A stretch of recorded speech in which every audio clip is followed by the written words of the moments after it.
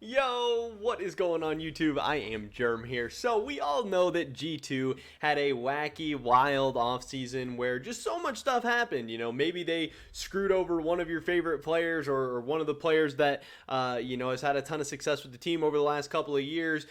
Maybe you agreed with the roster decisions they made. Maybe you're excited about this new G2 lineup. Maybe you thought they should have got Hansama or Karzi or, Alfari or whatever. There's just a ton of hot takes, opinions, everything getting thrown around. But at the end of the day, this is the lineup that G2 went with. These are the players that they're rocking with for the course of the season. Carlos has said, hey, Mickey's not coming back. He's not subbing in, even if Targamas sucks. This is what we're rolling with, and our goals are still to win LEC titles and still to win Worlds. So I want to talk about G2 a little bit today, and also some good news for the team, something for fans I think to be excited about, even if it's in kind of a weird way. So that's what we're going to be talking about in this video today. Definitely drop a like if you guys do enjoy this video. I would appreciate that so much. Subscribe, stay up to date on all my latest content. Consider checking out the first link in the description below for the merch we dropped a couple weeks ago. With that being said, let's get right into this. So G2, obviously going to be spoilers and stuff in this video, by the way. G2, we know, had kind of an interesting week. They ended up going 2-1. And this was, pretty good. I think a lot of people are happy with what they've seen from G2 so far. I think we saw that they are a pretty good team with the potential to be great, but maybe they're not there yet. But just a single weekend of the season, that's not the end of the world. So obviously, they started out the year with a win against XL. A lot of players looked really good in this game. I think people were really impressed by Targamas going 1-0-22. That was crazy. You got a crazy pick, the Corki top by Broken Blade. I thought Flockhead looked decent. Jankos and Caps overall were solid. A good win to start the season. And then we go into this game with Astralis. This one was a little bit weirder, a little bit crazier. But again, a lot of good things overall. Targamas goes deathless again. Flockhead has a good game on Seraphine, which is again, cool to see G2 pulling out a lot of interesting picks. Corki top, Seraphine 80 carry, and making them work, getting wins as well. Broken Blade with another good game. Obviously Caps 364 on Syndra wasn't the best, wasn't amazing. I know he got caught out a couple times, but hey, a win is a win. And then finally, their biggest test of the weekend was going to be against Mad Lions, where this game did not go so great. This was, kind of a stomp. Unforgiven 7-0 on Jinx, Kaiser 0-0-12 on Thresh. No one really standing out that much for G2. 0-4 for Targamas on the Yuumi. This was the first deaths that he had all weekend, and he, racked them up in this one. He had kind of a rough game, but again, G2 comes out of this weekend 2-1. They are tied for third place. They beat some teams below them that were expected to be weaker than them in Excel and Astralis.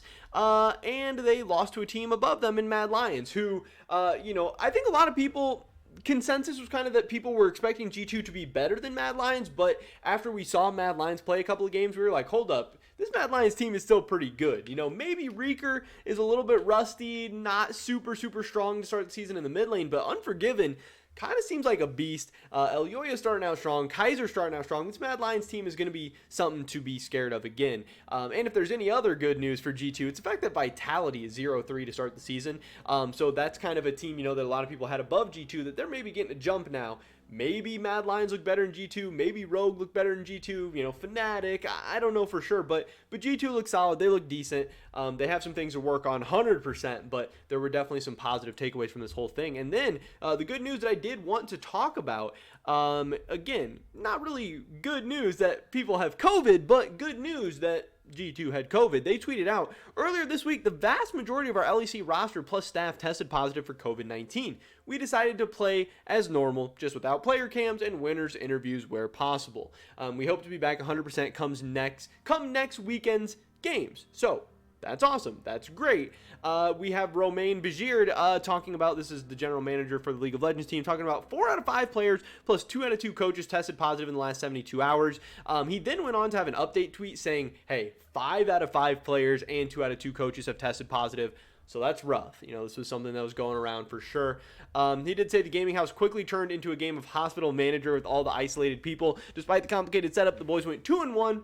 and I'm really proud of them. Finally, we can sleep and get ready for week 2. Obviously, some questions there are going to be, hey, were people testing positive and having symptoms? Were they sick? Are they asymptomatic? Were they just testing positive, false positives, whatever? And we actually got an update about that from Flocked. He tweeted in Spanish, but we have Google Translate here to save the day. He said, it has not been nice to play with fever and nausea, especially in Super Week. But, well, hopefully it will go away soon. But, Mom, what a week. So it seems like at least one member of G2, and I would go as far as to assume most of the members of G2, it seems like this Omicron variant is seeing mild to annoying to severe. There are some people who are having severe significant symptoms, but I don't think anyone was playing through anything too crazy. But definitely some mild symptoms seem very, very normal for this. I am getting over COVID right now. I'm still a little bit sick, but man, a couple days ago, it was miserable. It sucked. I cannot even imagine what the players are going through. Again, trying to practice and play in a high-stress competitive environment where, thinking very, very quickly and reacting very, very quickly is so important. So I do think the fact that G2 looked as good as they did this weekend and was able to pick up 2 wins while 4 out of 5, if not 5 out of their 5 players and their entire coaching staff was dealing with COVID, I think is very, very impressive. Now, we don't know who else throughout the whole LEC was also sick or maybe not feeling 100%, not feeling perfect, whatever. But again, I think this is a great sign, not only for them the days of those games playing through, being sick, nauseous, having headaches, having runny noses, just overall feeling bad. It's hard to get out of bed. It's hard to get up early. You want to go to bed earlier. You want to wake up later. You don't want to really do anything with fever and all this other stuff going on. The fact they still look so good, I think, is great. But again, not only the fact that they have to play through that stuff, they have to practice through that stuff. They have to, get through that week maybe not feeling as great as well. And I'm sure, you're not getting as much out of your scrims. I'm sure you're not playing as much solo queue. I'm sure, you're not able to even focus as much during like VOD reviews and team meetings and draft meetings and stuff like that. So I do think, again, weirdly enough, the fact that the whole team had COVID is probably good news and a good sign for the team. Again, if everyone's fine. It seems like everyone's safe. It seems like everyone's okay. It seems like everyone is going to, make it through it okay, make a full recovery. And again, they do expect the team to be back 100% for next week. So when we fast forward to next week, obviously not a super week anymore. They're going to be taking on SK and Vitality. So far, these are 2 of the weaker teams in the league. Vitality sitting at 0-3, SK sitting at 1-2. Obviously, we expect Vitality to bounce back at some point, so that G2 against Vitality game is going to be a really, really big match. Can G2 keep Vitality down? Can they kick them while they're down and send them even further and further down in the standings? And against SK, who, they haven't been great to start the season, and I don't think they're going to be great at any time this season. They're still dangerous. They can still win games. They can still, pack a punch and put up a fight if you overlook them, if you look ahead to that Vitality game, or, if your players don't show up and play well. So, again, despite the crazy offseason that G2 had, despite, people feeling some type of way about the lineup they ended up with, or loving a certain player, hating a certain player, whatever, so far, I think G2's looked pretty good, and I think if they are able to build off of this super week, going 2-1, if they're able to, continue pulling out some interesting, creative drafts and executing them well, I think there was a lot to build off in this week. Definitely some problems, but again, I think every team around the world is going to see some problems the first week of the season, especially a team like G2 incorporating 3 new players and a brand new coaching staff into this whole thing.